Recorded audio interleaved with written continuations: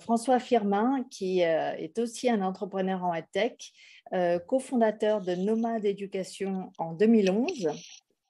Et Nomade propose des applications gratuites de révision scolaire et universitaire qui touchent plusieurs millions de jeunes francophones à travers le monde, en se basant initialement sur des programmes français.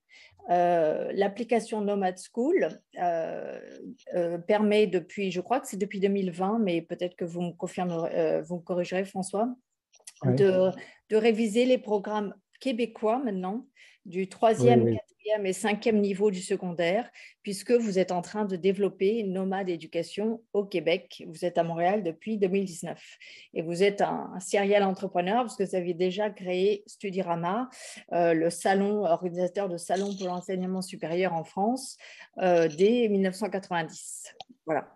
Et donc, je vais vous laisser parler, mais ça me rappelle pas tout ça, mais bon. Vous pourrez, à mon avis, très naturellement faire la suite avec ce que disait Valentin. Oui, tout à fait.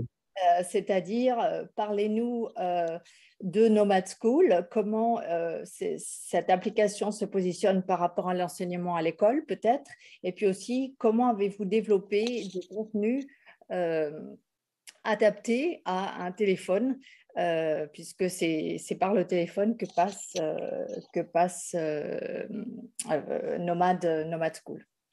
Oui, alors juste pour précision, effectivement, dans le projet au Québec, il est beaucoup plus récent que ça parce qu'il est sorti au printemps de l'année dernière, donc il est en 2021. cours de déploiement. Mais pour rebondir sur ce que disait Valentin, on utilise beaucoup la comparaison avec Fortnite, enfin la compétition avec Fortnite, parce qu'effectivement, on utilise le même moyen, le même terminal qui est le smartphone du jeune. Nomade Éducation, dès le début, on s'est entièrement tourné vers l'utilisateur en fait. C'est-à-dire que, alors au Québec, la démarche est un petit peu différente dans le déploiement de l'application, mais le succès de Nomade Éducation dans sa forme actuelle qui a un peu plus de 5 ans, on a un historique d'utilisation de pas loin de 5 millions d'utilisateurs en France et en Afrique. On a choisi uniquement de faire une application, pas du tout de web. Ça peut être en train d'évoluer, notamment pour l'Afrique, mais en tous les cas, l'application elle est uniquement développée pour les plateformes Play Store et Apple Store, avec justement une caractéristique qui est très importante. Je ne connaissais pas le fait que 50% du territoire canadien était mal couvert par le Internet, mais c'est encore plus criant en Afrique. L'application, une fois qu'elle est téléchargée sur le smartphone du jeune, le téléphone intelligent, parce que je vais parler à la québécoise, sur le téléphone intelligent de l'utilisateur, elle n'a plus besoin de connexion pour fonctionner en fait. Tout est embarqué, tout le contenu est embarqué. Et c'est là-dessus qu'on mise justement pour pouvoir toucher des jeunes qui n'ont pas forcément, mais même sans parler d'avoir un accès à Internet stable à la maison, on est dans la mobilité. Donc, quand ils sont dans la rue ou quand ils vont au lycée, ils n'ont pas forcément envie d'activer leur 4G ou leur 5G pour pas trop consommer, etc. Et là, ça leur permet, dans toute situation, de pouvoir réviser, parce que tout le concept est basé aussi sur les programmes scolaires. Donc c'est pour ça je ne débarque pas au Canada avec les contenus français. Ça a pris un petit peu de temps. Donc on a monté un partenariat avec le centre de service scolaire des Appalaches, justement, pour monter un projet pilote sur les 3 dernières années du secondaire. Et donc, en fait, vous rendez ludique. Enfin, moi, ce que j'ai vu de l'application, c'est que, en effet, la prise en main est assez. Voilà, le but est vraiment d'utiliser un peu les codes qui sont utilisés par les jeunes, sachant qu'on a notre contrainte de vraiment suivre le programme scolaire matière par matière, chapitre par chapitre. Donc, la gamification est limite pour nous.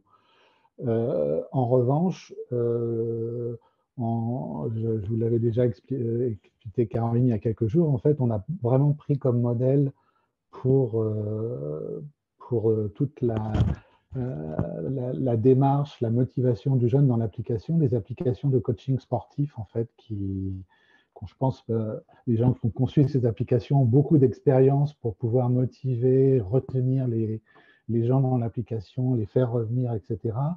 Et effectivement, on est un petit peu dans des mécanismes de coaching. Alors, on a un type de contenu qui est très basé sur les quiz avec réponses expliquées, ce qui permet d'avoir des tableaux de bord de résultats, de temps passé, etc., immédiat, en fait, un retour pour le jeune, et de pouvoir le motiver. C'est une application via les systèmes de push de notification. S'il s'est inscrit pour faire 15 minutes par jour, 30 minutes par jour, etc., de pouvoir lui rappeler s'il est en retard, s'il est en avance, etc. Encore une fois, ce qu'on dit souvent, effectivement, pour reprendre la comparaison avec Fortnite, s'il peut passer 15 minutes ou 30 minutes de moins sur Fortnite par jour et de manière assez ludique, pouvoir quand même améliorer ses compétences et ses connaissances sur les programmes d'histoire, sur la culture scientifique, etc., bah, en fait, on est là pour se positionner vraiment en complément, parce que par rapport aux outils dont parlait Alexandre ou Élise, etc., on n'est pas du tout dans la classe virtuelle, on n'est pas dans des outils, c'est vraiment pas un outil qui est fait pour être ça peut être utilisé en classe. Enfin, c'est pas un outil de classe virtuelle, c'est vraiment pas un outil technologique. C'est vraiment déjà du contenu qui reprend les programmes scolaires avec effectivement pour également rebondir sur ce que disait Valentin, des quiz expliqués, des fiches de cours qui sont calibrées pour tenir sur un ou deux écrans de smartphone pour que ça soit, c'est pas des PDF, on n'est pas allé prendre des bouquins et scanner des chapitres entiers en PDF où il faut que on est vraiment à utiliser, enfin on essaie d'utiliser le maximum les caractéristiques et les codes qui font que ça plaît aux jeunes d'utiliser son smartphone en fait. Et voilà, donc, on a commencé avec ça quelques lettres.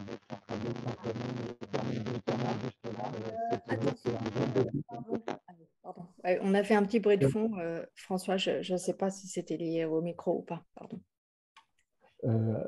Donc juste pour terminer, juste que effectivement que le jeune il soit à Paris, à Marseille, à Dakar, à Casablanca ou à Montréal, en fait, entre 13 et 17 ans, ils ont un peu tous la même façon et les mêmes envies pour utiliser leur smartphone, en fait.